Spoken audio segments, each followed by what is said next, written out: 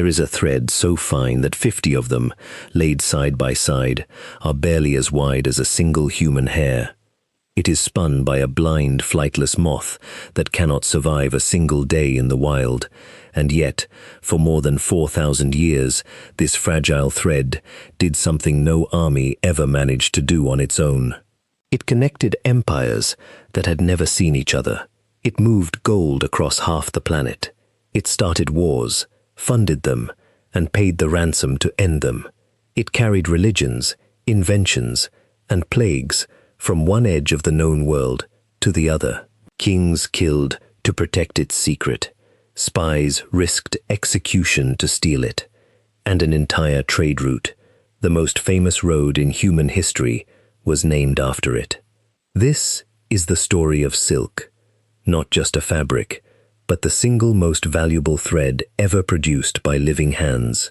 And to understand how a worm's cocoon reshaped civilization, we have to go back to a river valley in ancient China, and a secret so precious that revealing it was punishable by death. But before we begin, once you've watched all the way through, I want your honest, unfiltered take in the comments on the content, the visuals, and the sound. I read every single comment you leave, and it's how I make these better, one video at a time.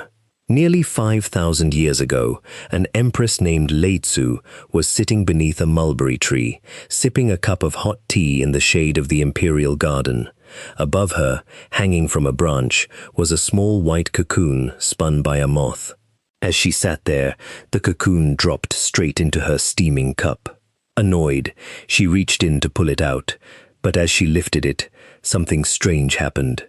The heat of the water had loosened the cocoon, and instead of a solid lump, it began to unravel. A single, shimmering thread came away in her fingers. She kept pulling, and the thread simply would not end. It stretched across the garden, catching the light, stronger than it had any right to be, and softer than anything she had ever touched.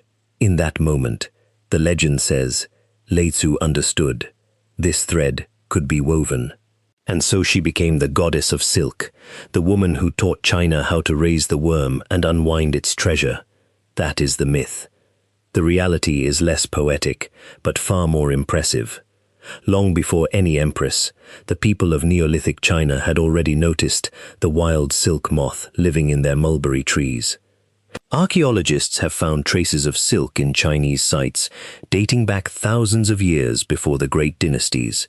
Fragments of woven cloth, tools for spinning, even silk residue clinging to ancient artifacts.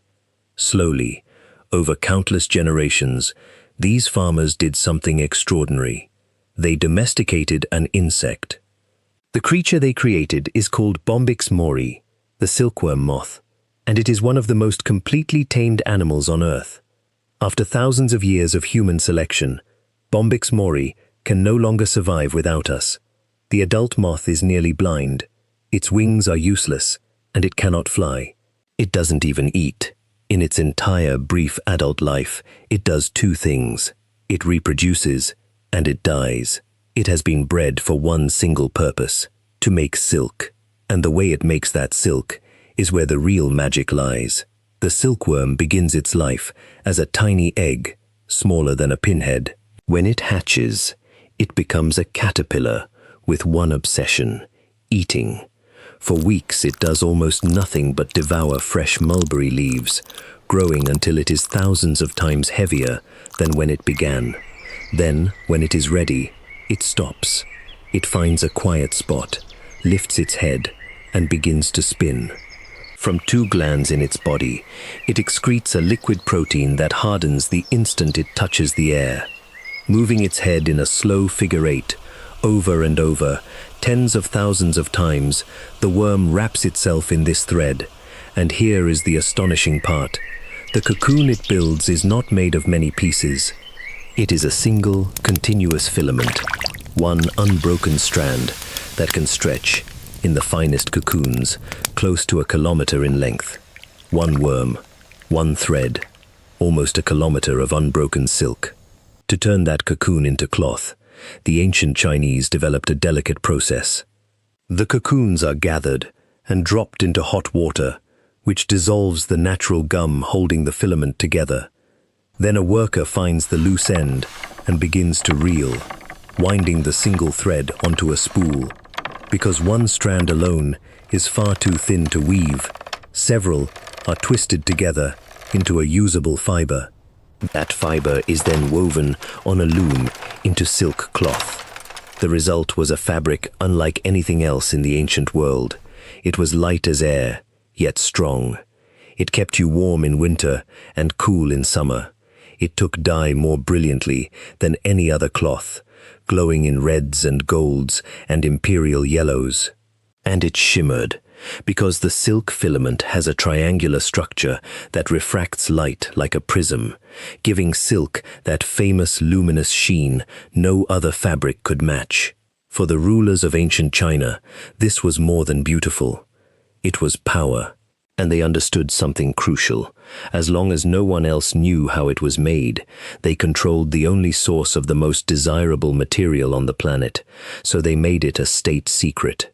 The methods of raising silkworms and reeling their thread were guarded with absolute severity. To smuggle silkworm eggs, cocoons, or the seeds of the mulberry tree out of the country was treason. The penalty was death. For century after century, this iron secrecy held. Silk flowed out of China as finished cloth, but the living creature that made it, the worm itself, never left. And that monopoly would last, incredibly, for thousands of years. Inside China, silk became woven into the fabric of the state, and not only as a figure of speech, it was money. Officials and soldiers were sometimes paid in bolts of silk. Taxes could be collected in it. It was diplomacy too. When fierce nomadic horsemen threatened the northern frontier, Chinese emperors often bought peace by sending them vast quantities of silk, sometimes hundreds of thousands of rolls a year. Silk bribed enemies, rewarded allies, and dressed emperors. But a treasure, that valuable, cannot stay in one place forever. Word of this miraculous cloth began to spread beyond China's borders, and soon the whole ancient world wanted it. Around the 2nd century, before the Common Era, a Han emperor sent an envoy named Zhang Qian on a dangerous mission to the west, into lands the Chinese barely knew existed. Zhang Qian was captured, held prisoner for years, escaped, and eventually returned with something more valuable than any treasure: knowledge. He came back with detailed reports of powerful, wealthy kingdoms far to the west, cities full of people who had goods worth trading and appetites worth feeding. His journey cracked open a door. Through it would pour one of the greatest exchanges of goods and ideas in all of human history. There was no single highway. Instead, a web of routes spread across the deserts, mountains, and oasis towns of Central Asia, snaking through some of the most brutal terrain on the planet, over passes that could freeze a caravan, and across sands that could bury one.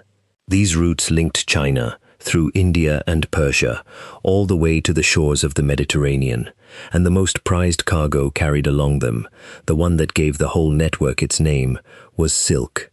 But here's a detail that surprises most people. The name Silk Road is not ancient at all.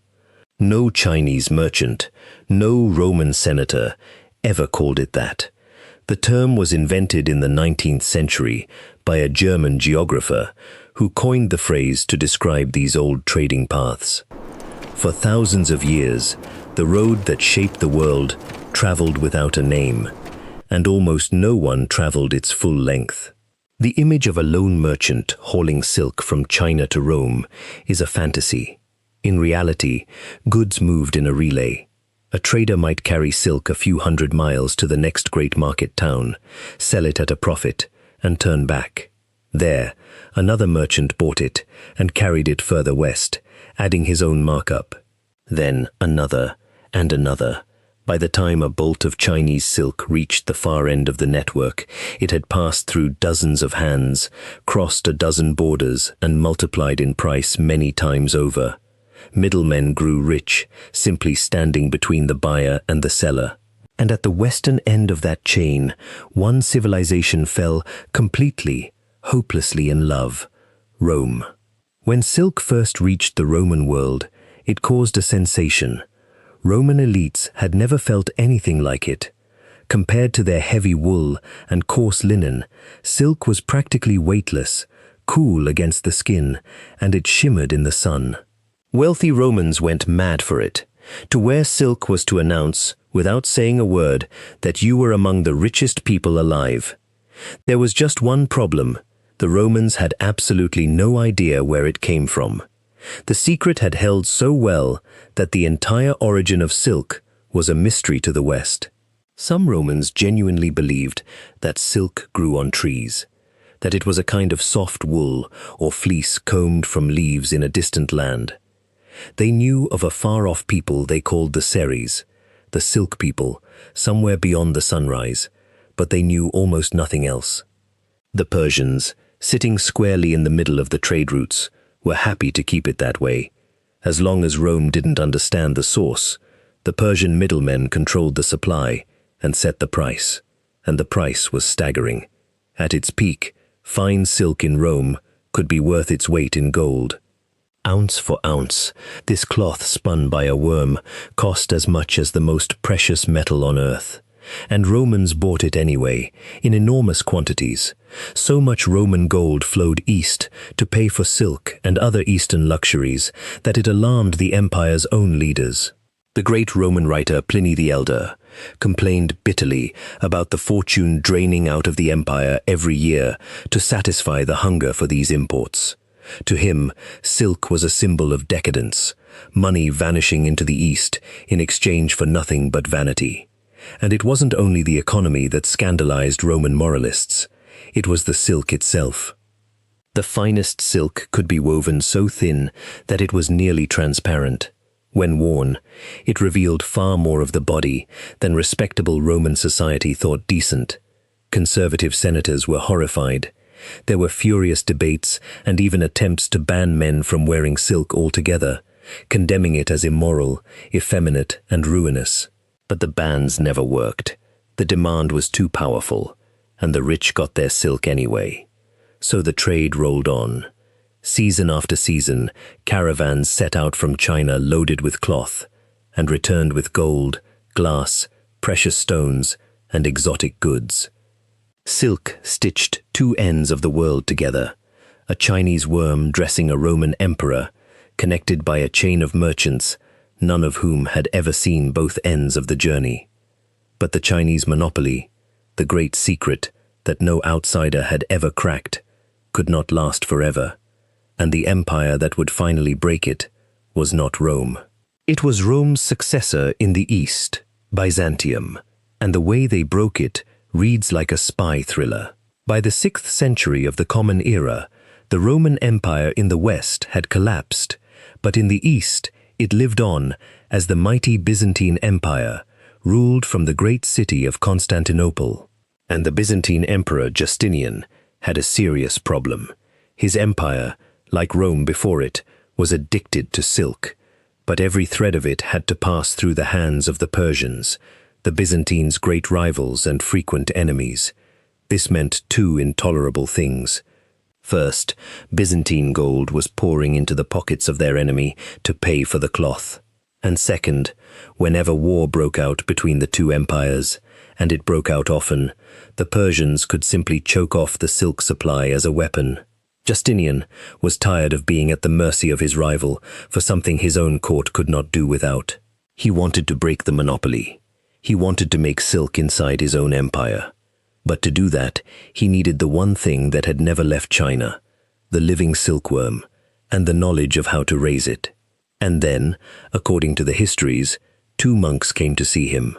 These were Christian monks who had traveled far to the east, all the way to the silk-producing lands, where they had lived for a time and quietly watched. They had seen the whole secret with their own eyes. They understood how the eggs hatched, how the worms fed on mulberry leaves, how the cocoons were reeled. And they came to the emperor with a bold proposal. For the right reward, they would go back, and they would steal it. There was no way to smuggle out live silkworms. The journey was far too long, and the delicate creatures would never survive it. But the eggs were another matter. If they could be kept cool and hidden, they might just endure the trip and hatch on arrival. So the monks returned east, and using their disguise as holy travelers to avoid suspicion, they gathered silkworm eggs along with the crucial knowledge of the mulberry leaves the worms had to eat. Then came the clever part. According to the story, they hid their precious cargo inside hollow bamboo canes, ordinary walking staffs of the kind any pilgrim might carry. Inside those innocent-looking sticks, they concealed the eggs and smuggled them all the way across Asia, past every border, all the way back to Constantinople. When they arrived, the eggs were carefully warmed and hatched, and with the monks' guidance, the Byzantines fed the tiny worms, raised them, and at last unwound their cocoons, right inside the walls of their own empire. The monopoly that had held for thousands of years was broken. For the first time, silk was being produced outside of China, in the West. Justinian seized his advantage instantly. Silk production in Byzantium became an imperial secret in its own right, tightly controlled by the state. The most luxurious silks, especially those dyed in the rarest imperial purple, could only be made in imperial workshops and worn by the emperor and his court. Silk became a symbol of Byzantine power and holiness, gleaming in the great churches and draping the throne itself. The Byzantines had not just stolen a fabric, they had stolen the source of a fortune. But secrets, once out, are almost impossible to contain. The knowledge that China had guarded since the age of legends was now loose in the world, and it was about to spread across 3 continents. In the 7th century, a new power exploded out of Arabia. As Muslim armies swept across the Middle East, North Africa, and into Europe, they carried the craft of silk with them. Wherever the growing Islamic world reached, sericulture, the art of raising silkworms, took root along with it. Persia, already close to the trade routes, became a great center of silk. So did other lands across the Muslim world, where weavers produced textiles of breathtaking beauty and intricate design, and silk kept moving west. Under Muslim rule, sericulture reached Spain, where the mulberry trees and the worms flourished in the warm climate. Silk had now reached the far western edge of Europe, closing the circle around the entire known world. Then it leapt into the heart of Christian Europe, through the island of Sicily. In the 12th century, the Norman king who ruled Sicily launched raids into the Byzantine lands of Greece. And when his forces returned, they brought back a very deliberate kind of loot. Not just gold or treasure, but people. Skilled silk weavers, seized from the Greek cities and resettled in the Sicilian capital. With their captured expertise, a thriving silk industry blossomed in Sicily. Once again, the way silk spread was not through free teaching, but through theft, and this time, the theft of the workers themselves. From Sicily, silk making climbed up the Italian mainland, and here it found its European home. The Italian city-states became the silk capitals of the medieval and Renaissance world. The city of Lucca rose first, famous across Europe for its gorgeous silks. Then Venice, Florence, and Genoa joined the trade, their wealthy merchant families growing richer still from the shimmering cloth. Italian silk dressed the courts, the churches, and the great paintings of the Renaissance. And the Italians, having learned the value of silk, guarded their own advantages just as jealously as the Chinese once had. In the city of Bologna, engineers developed remarkable water-powered mills that could twist raw silk into thread automatically, doing the work of hundreds of hands. These machines were a genuine industrial marvel, centuries ahead of their time, and their designs were kept as tightly guarded secrets. To steal the plans for a Bolognese silk mill and sell them to a rival city was a crime that could get a man killed. The same espionage that had once surrounded Chinese silkworms now surrounded Italian machinery. But no monopoly holds forever. and silk's westward journey had one more great chapter. France wanted in. Determined not to keep sending French gold to Italy for luxury cloth, French kings decided to build a silk industry of their own. With royal encouragement and protection, the city of Lyon became the beating heart of French silk. Skilled weavers were lured in, mulberry trees were planted across the countryside, and Lyon grew into one of the greatest silk-producing cities the world had ever seen, a rival to anything in Italy or the East. For centuries, this was the shape of the silk world: China and Asia in the East, and a chain of great weaving centers running through the Middle East, Spain, Italy, and France. A thread that began in a Neolithic Chinese garden now clothed the courts of Europe. And then came a machine that would change not only silk, but the future of the entire human world. The greatest challenge in weaving silk was pattern. Making plain cloth was one thing, but weaving intricate images and designs directly into the fabric, whether flowers, birds, or elaborate scenes, was agonizingly slow and difficult. It required a second worker, often a child, perched above the loom, painstakingly lifting exactly the right threads by hand for every single line of the pattern. A complex design could take an enormous amount of time and go wrong at the smallest mistake. At the start of the 19th century, a French inventor working in the silk city of Lyon changed everything. His name was Joseph-Marie Jacquard, and he devised a loom that could weave the most complicated patterns automatically. The heart of his invention was a chain of stiff cards, each one punched with a precise arrangement of holes. As the loom operated, it read those cards. Where there was a hole, a thread was lifted. Where there was no hole, it stayed down. Card by card, hole by hole, the machine assembled the pattern all on its own, perfectly, every time. To change the design, you simply changed the cards. A device that once needed a skilled assistant and endless hours could now be run by a single weaver, producing flawless, elaborate silk far faster than ever before. The Jacquard loom transformed the silk industry, but its true significance reached far beyond cloth, and this is one of the most extraordinary twists in the entire story. Think about what Jacquard had actually built: a machine that carried out complex instructions, stored on punched cards, one step at a time, holes and no holes. A pattern of presence and absence, telling a machine exactly what to do. That idea, encoding instructions and data as patterns of holes in cards, captured the imagination of the pioneers of computing. The visionaries who first dreamed of programmable calculating machines drew directly on Jacquard's system. Later, punched cards became the way early computers were fed their programs and their data, right through much of the 20th century.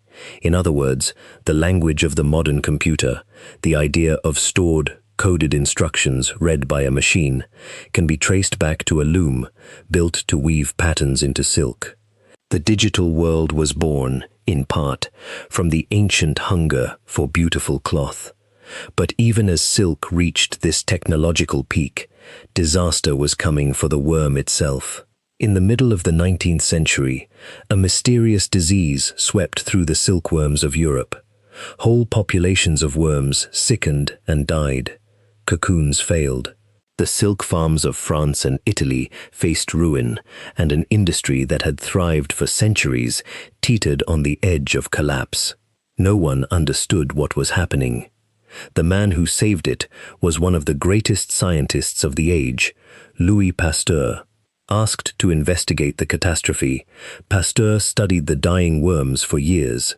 He discovered that the disease was caused by microscopic organisms infecting the silkworms, and, crucially, that it was being passed from parent moths to their eggs. His solution was elegant. By examining the moths and destroying the eggs of any that were infected, breeders could keep their stock healthy and stop the disease from spreading. Pasteur's work rescued European sericulture, and along the way it deepened the science of germs and infection that would go on to save countless human lives. Silk had been saved, but the forces that would finally end its long reign of supremacy were already gathering. Two great blows fell upon the old silk world. The first was the opening of faster global trade. When new shipping routes dramatically shortened the journey between Europe and Asia, cheaper silk from the East flooded into Western markets. The European producers, who had dominated for so long, suddenly found themselves undercut by the very lands where silk had first been born. Asia, and China above all, reclaimed its place at the center of the silk world. The second blow was far more final, and it came not from another country, but from a laboratory. In the 20th century, chemists created something that had never existed before: a fully artificial fiber, nylon. It was strong, cheap, and could be mass-produced in factories, with no worms, no mulberry trees, and no delicate reeling by hand. Nylon, and the synthetic fabrics that followed it, could imitate many of silk's best qualities at a tiny fraction of the cost. When women's stockings switched from silk to nylon, and when parachutes and countless everyday goods followed, one of silk's greatest markets simply vanished. The fabric that had once been worth its weight in gold could now be replaced by a chemical spun in a factory. For the first time in its history, silk was no longer irreplaceable. And yet here is the remarkable thing: silk did not die. It never has. After more than 4,000 years, that fragile thread is still with us. Today, silk remains the ultimate symbol of luxury and quality. No synthetic has ever fully matched the way real silk feels, breathes, drapes, and shimmers. The finest garments, the most beautiful scarves and ties and gowns, are still made from the cocoon of Bombyx mori, exactly as they were thousands of years ago. And the ancient homeland of silk, China, is once again by far the largest producer on earth, with India close behind. The craft has returned, in the end, to where it began. But silk's story is not only about beauty anymore. In modern laboratories, scientists have discovered that silk is an astonishing biological material, strong, flexible, and remarkably compatible with the human body. Surgeons have used silk threads to stitch wounds for a very long time. Now researchers are exploring silk for extraordinary new purposes, as a scaffold for growing human tissue, as material for medical implants that the body can safely absorb, and as an inspiration for engineers trying to create fibers with the almost unbelievable strength of spider silk. A material born in the Stone Age is now on the cutting edge of medicine and technology. So step back and look at the whole thread.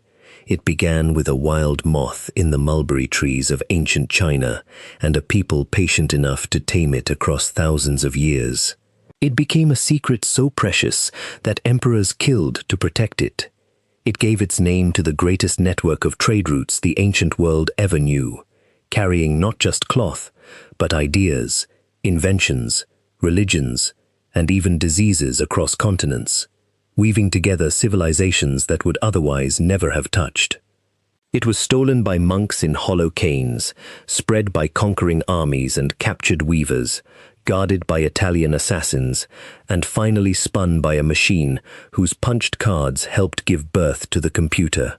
Every step of human history seems to have a thread of silk running through it. Empires rose and fell around it. The first truly global economy was built, in large part, to move it. And at the center of it all was nothing more than the patient, unbroken filament of a small, near-blind worm. A single thread, almost a kilometer long, that somehow managed to stitch the whole world together. That is the history of silk, the most valuable thread ever made. And after 4,000 years, it still hasn't reached its end.